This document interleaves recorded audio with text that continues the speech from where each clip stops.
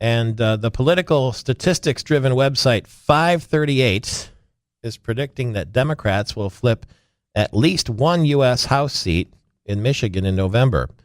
How about the race in the 11th District? Democrat Haley Stevens has a 66% chance of beating Lena Epstein, the Republican, who has a lot of money.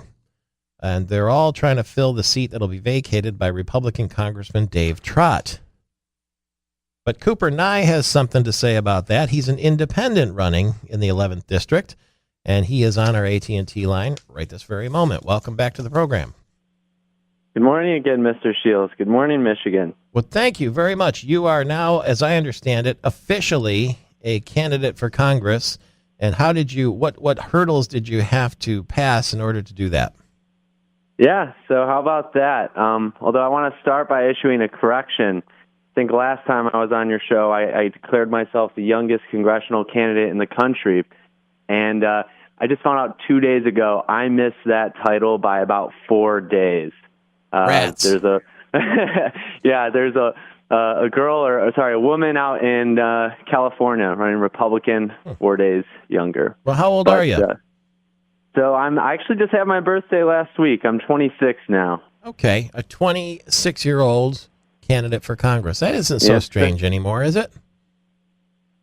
It is. Although there are more young people running, but to get on, to answer your question though, to get on the ballot, you have to collect signatures.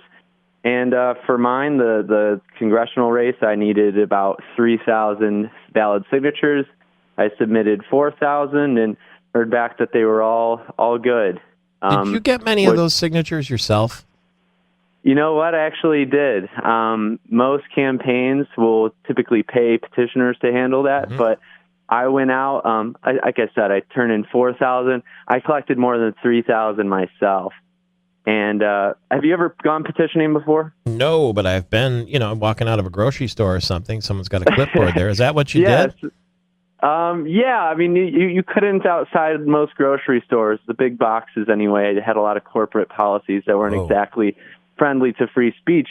But no, then you know that 3,000 signatures means you approach, maybe 4 times that number. So because they're strangers, right? And what do they say when they see a 26-year-old saying, "Can you sign this? I want to run for Congress." What do they say to you? You really never know what you're going to get out there. Some people, will just walk right by you. Some people light up and they're surprised because it's something they've been waiting to see. It was actually strange to hear the same exact phrase repeated over and over again by people of all ages, all identities. Let's get fresh blood in there. Let's get these old guys out. Good for you, so on. So it was ultimately a very encouraging process.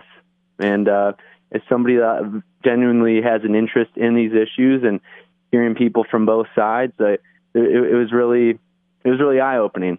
Well, why not sign after all? They're just giving you the opportunity to run. It's not like they're voting for you necessarily. I mean, I know you hope they will, but give the guy a chance, for gosh sakes.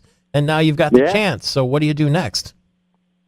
Yeah, so next is the fundraising, because I'm a little bit different than your other candidates. They've been doing this for quite some time, but because I was doing this myself, I didn't want to go to my friends, my family, and people that don't know me to say, "Hey, give me money to do this."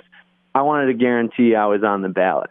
And I've done that. I've got some news stories. I've attended a conference in Denver with independent elected officials, candidates, and will you be included in the debates and forums with the Republican and Democrat candidates?